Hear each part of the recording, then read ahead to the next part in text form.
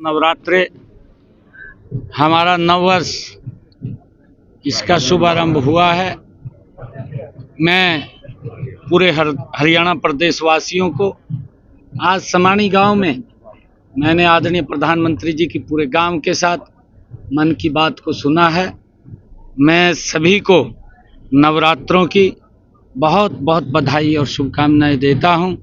आदरणीय प्रधानमंत्री जी हर महीने में लास्ट संडे देश के लोगों से जुड़ करके मन की बात करते हैं और उस मन की बात में जो देश में लोगों ने अपने अपने क्षेत्र में अच्छे काम किए हैं, जिनसे देश के लोगों को प्रेरणा और उनके कामों की सराहना होती है, वो मिलते हैं।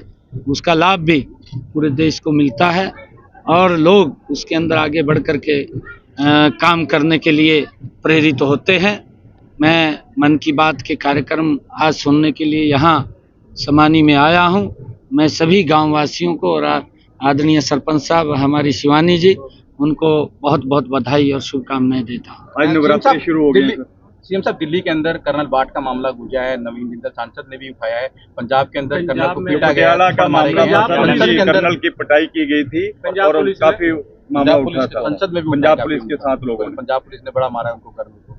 एमपी साहब ने, जिंदल साहब ने भी संसद में कल उठाया है कि इस पर कार्रवाई होनी चाहिए, गिरफ्तारी होनी, सीबीआई से जांच होनी चाहिए। राजनाथ सिंह से मिल रहे हैं, कल टाइम मिला उनको। देखिए, क्योंकि इस प्रकार के घटनाक्रम नहीं होनी चाहिए। क्या विषय है, क्योंकि मेरे को जानकारी नहीं है अभी, और क्या बात वहाँ पर हुई थी, क्या नहीं हुई थी अभी, क्योंकि जब ये विषय आया है, पुलिस को भी थोड़ी शालीनता से काम लेना चाहिए इस प्रकार से, क्योंकि हमारी ड्यूटी है, हमारी जिम्मेवारी बनती है कि हम लोगों को सुरक्षित वातावरण दें। अगर हम सुरक्षित वातावरण देंगे तभी लोगों का विश्वास हमारे ऊपर बढ़ेगा। जब हम सुरक्षित वातावरण नहीं दे पाएंगे तो विश्वास कैसे बढ़ेगा? मुख्यमंत्री जी, मंडियों में सरसों की लगातार बड़ी आवक हो रही है, उसका उठान सही तरीके से नहीं हो पा रहा है और 1 अप्रैल से गेहूं की भी खरीद शुरू हो रही है, उसके बारे में क्या? हमने पूरी तैयारी कर ली है। मैं कल बैठा था, इसको लेकर के अधिकारियों से मैंने चर्चा की है। हमारे पास सभी प्रबंध हैं, उठान को लेकर के भी वो चल रहा है, क्योंकि आजकल मशीनी युग है, इसको लेकर के भी हमने चर्चा की थी।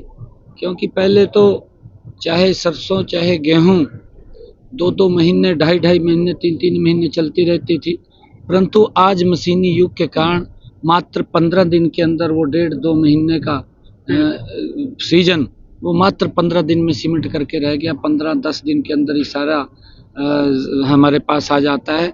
एकदम इतना प्रेशर होता है। मैं कहा इस प्रेशर को आप ध्यान में रखते हुए इससे कैसे निपटा जाए, इसकी भी हमने आगे प्लानिंग करनी चाहिए, ताकि किसानों को इस प्रकार की दिक्कत न।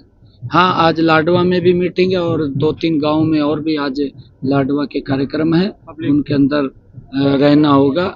मुझे आज लाडवा के लोगों से रूबरू होने का अवसर मिल रहा है, क्योंकि यही वो लोग हैं जिन्होंने हरियाणा में, जो हरियाणा के लोगों के साथ मिलकर के नॉन स्टॉप तीसरी बार सरकार बनाई। हरियाणा को बड़ी सौगात मिले जा रही है। 14 तारीख को प्रधानमंत्री आ रहे हैं। हाँ, देश के यशस्वी प्रधानमंत्री आदरणीय मोदी जी 14 अप्रैल को भारत रत्न बाबा साहेब भीमराव अंबेडकर जी की जयंती के अवसर के ऊपर हरियाणा को 2 बड़ी सौगातें। एक, पहला हरियाणा का एयरपोर्ट जिसको आदरणीय प्रधानमंत्री जी चालू कर देंगे और वहाँ पर टर्मिनल का भी शिलान्यास रखेंगे, और उसके साथ साथ हमारे यमुनानगर के अंदर एक 800 मेगावाट का थर्मल पावर की यूनिट का उसका शिलान्यास करेंगे। ये बड़ी 2 परियोजनाएं हैं। समारोह कहाँ होगा आयोजित? वो बताएंगे, वो आपको बताएंगे, क्योंकि बहुत दोनों बड़े कार्यक्रम हैं और दोनों कार्यक्रमों में आदरणीय प्रधानमंत्री जी रहने वाले हैं। सीएम साहब, विपक्ष खत्म हो गया है, क्या कहें? देखिए, विपक्ष की गलत नीतियां और गलत नीतियों के कारण, क्योंकि वो भ्रष्टाचार की दलदल में फंसे हुए लोग हैं। अगर आप देखें, राहुल गांधी, उसको तो बेचारे को यही नहीं पता लगता भी मैं बोल क्या रहा क्या नहीं बोल रहा। उसको ये नहीं पता लगता भी मैं कर क्या रहा हूँ क्या नहीं कर रहा हूँ।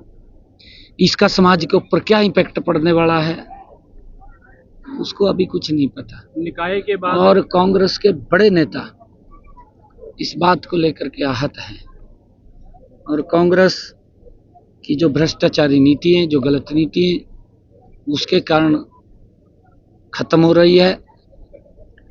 दिल्ली के अंदर कांग्रेस पार्टी तीसरे टर्म में भी 0 पर आउट हो गई है।